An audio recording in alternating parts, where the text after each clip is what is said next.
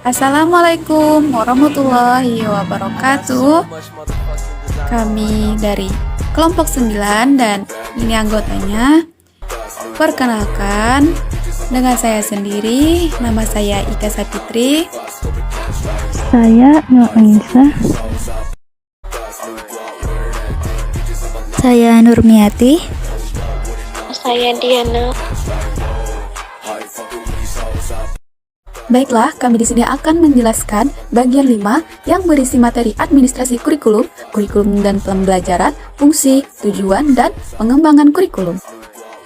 Selamat menyaksikan. Administrasi kurikulum. Jika merujuk pada pengertian administrasi, secara sederhana sebagai kegiatan mengarahkan, maka istilah administrasi kurikulum dapat dilaksanakan secara tepat dalam berbagai kegiatan pendidikan. Mengutip pendapat Nana Shaudi bahwa dalam kaitannya dengan kurikulum, maka ada 3 konsep yang terkait dengan kurikulum. Konsep yang pertama, ini, dan konsep yang kedua, konsep ketiga.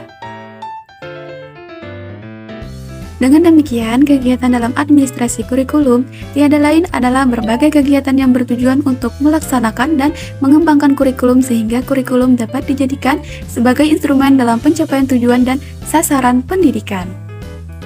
Selanjutnya, kurikulum dan pembelajaran. Kurikulum dan pembelajaran merupakan dua sisi dari satu mata uang, artinya dalam proses pendidikan, dua hal itu tidak dapat dipisahkan. Menurut Sanjaya, kurikulum tidak akan berarti tanpa diimplementasikan dalam proses pembelajaran, sebaliknya pembelajaran tidak akan efektif tanpa didasarkan pada kurikulum sebagai pedoman. Fungsi kurikulum. Dalam pengalaman sehari-hari, sering didengarkan istilah fungsi. Secara ringkas, Lajit mengomongkan 3 fungsi kurikulum dengan berfokus pada 3 aspek. 1. Fungsi kurikulum bagi sekolah yang bersangkutan tersebut sebagai alat untuk mencapai seperangkat tujuan pendidikan yang diinginkan dan sebagai pedoman dalam mengatur kegiatan sehari-hari. 2. Fungsi kurikulum bagi tataran tingkat sekolah, yaitu sebagai pemeliharaan proses pendidikan dan penyiapan tenaga kerja.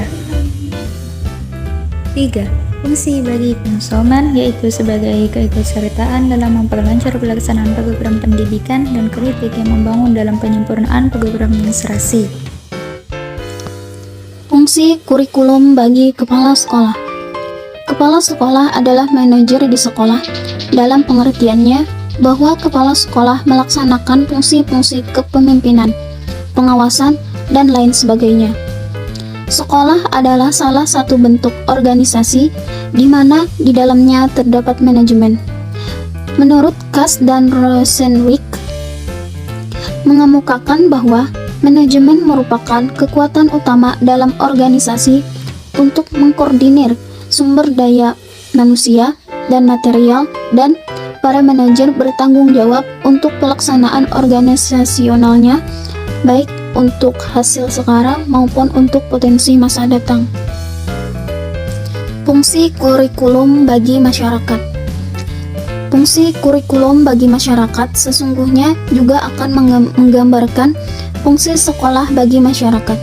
Artinya, kurikulum akan menggambarkan berbagai muatan yang akan diemban oleh sekolah. Ada anggapan masyarakat yang menganggap bahwa fungsi sekolah adalah menjadi inspirator dan menjadi motor penggerak bagi setiap perubahan. Tujuan kurikulum. Secara umum, tujuan kurikulum pada dasarnya sama dengan tujuan pendidikan.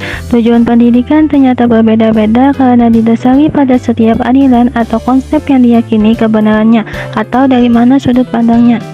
Mungkin dari sudut hierarki pengembangan kurikulum. Kurikulum merupakan salah satu istilah yang memiliki makna yang beragam.